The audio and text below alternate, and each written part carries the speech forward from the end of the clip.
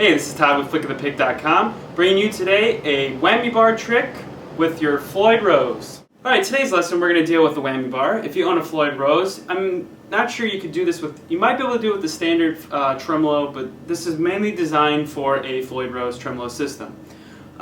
Basically, I got these ideas from Steve Vai and Joe Satriani. They do it a lot.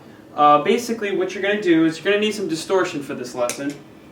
You could use clean sound, it will work just as well, but I like to use distortion because it just sounds better.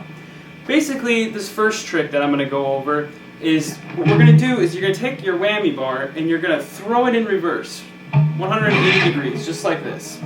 Most of the time you're going to play it going like this. What we're going to do for this lesson is we're going to throw it back here like that.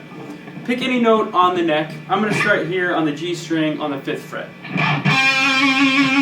And what you're going to do is, you're going to take your palm of your hand right here, right under your thumb, and you're just going to bang it down on the whammy bar like so. So basically it sounds like this. So it sounds really weird and something distorted, but what you want to do is you want to start playing notes and doing some phrasing and hitting on your whammy bar. So like this, let me demonstrate for you.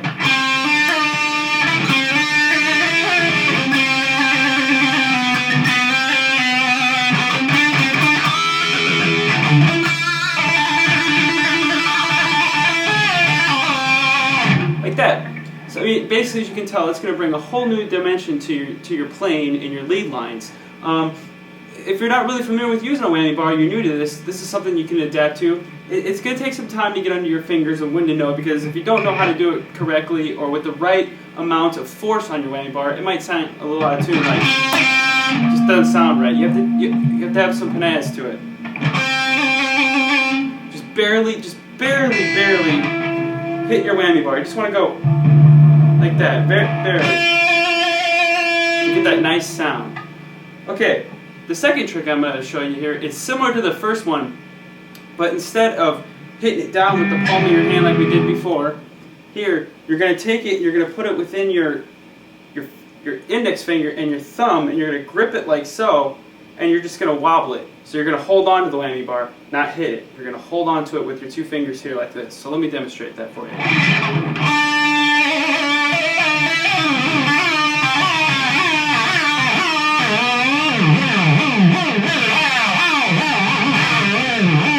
Basically, it's similar to the first style, but it's more of a up and down. And what you can do is you can take your whammy bar, dump it down, or you can dump it up.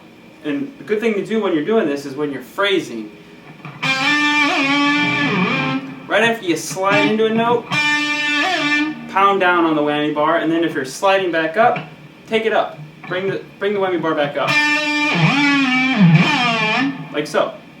Alright, and the third trick we're going to go over today, this is one of my favorites, is basically what you're going to do is you're going to play an octave power chord. And if you're not familiar with this, it's very simple. If you know your power chords, it's just like this. We're going to start on the fifth string on the 5th fret, which is a D power chord. If you use all three of your fingers, your third finger is going to get the octave. So what you're going to do is you're going to get rid of your second finger. The way I play it is like this, and then I just mute the 4th string with my first finger. So you want to get that kind of a sound. And basically what I do with the whammy bar is, it's basically combining the first tricks that I showed you before, and you're combining it now with notes. And this is what I like to do, so let me demonstrate it for you.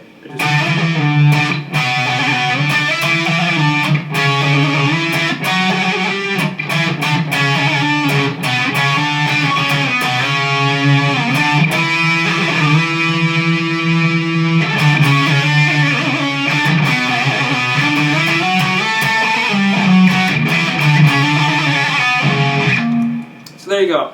So you get the basic idea of what I'm trying to go here. It's just to bring some new additions to your lead lines, to some of your rhythm playing. It's to spice it up, you know, because sometimes, you know, just doing this all the time can get kind of old. And also, if you play a lead line,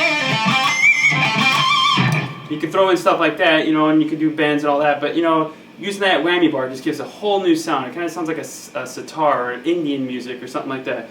So I hope you enjoyed the lessons. If you have any whammy bar tricks of your own, please put them down in the comment section. I'd love to hear your feedback.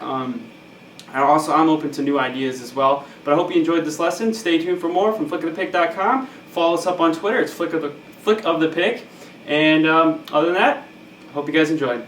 See you on the next video.